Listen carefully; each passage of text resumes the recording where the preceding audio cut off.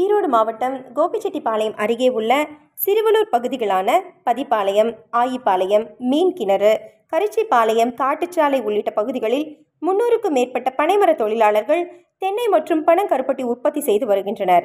இந்த நிலையில் தற்போது கோடை தொடங்கியுள்ளதால் சிறுவலூர் சுற்றுப்புற பகுதிகளில் பனை மரங்களில் கருப்பட்டி உற்பத்தியாளர்கள் பதநீர் இறக்கி கருப்பட்டியை உற்பத்தி செய்ய தொடங்கியுள்ளனர்.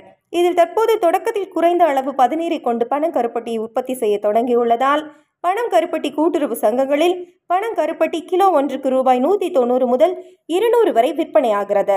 மேலும் வரும் நாட்களில் பனை மரங்களில் கூடுதலாக பதநீர் கிடைக்கும் போது நாள் ஒன்றுக்கு 20 கிலோ வரை 50 நாட்களுக்கு பனங்கருப்பட்டி உற்பத்தி செய்ய முடியும் எனவும், இயற்கை முறையில் மருத்துவ குணம் நிறைந்த பனங்கருப்பட்டியாக உற்பத்தியை தொடங்கிய உற்பத்தியாளர்கள் தற்போதைய சூழலில் பனங்கருப்பட்டி உற்பத்தி செய்ய எதிர்பார்த்த விலை இல்லை என்பதால் பனை தொழிலாளர்கள் மற்றும் பனங்கருப்பட்டி உற்பத்தியாளர்கள் மாற்று தொழிலுக்கு சென்றுவிட்டனர்.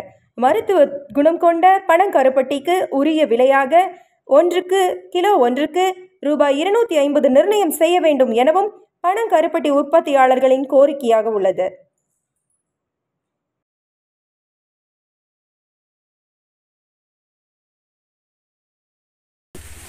சிறுவலூர் பதிப்பாளத்தில் பனைமரம் ஏற்றிருக்கிறேன்.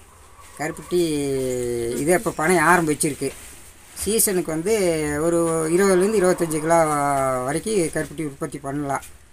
ஆனால் போதுமான விலை இல்லாதனால இந்த தொழிலை விட்டுட்டு வேறு தொழிலுக்கு போயிட்டாங்க. இப்போது அரசு கவனத்தில் எடுத்து இது கொஞ்சம் விலை ஒரு நிர்ணயம் பண்ணி கொடுத்தாங்கன்னா கிலோ 250 ரூபா நிர்ணயம் பண்ண ஓரளவுக்கு உற்பத்தி எங்களுக்கு கட்டுப்படியாகுது. உற்பத்தி நிறையா கிடைக்கி வேறு தொழிலுக்கு போனாலும் மறுபடியும் வருவாங்க. இந்த விலை வந்து போதுமான விலை இல்லை.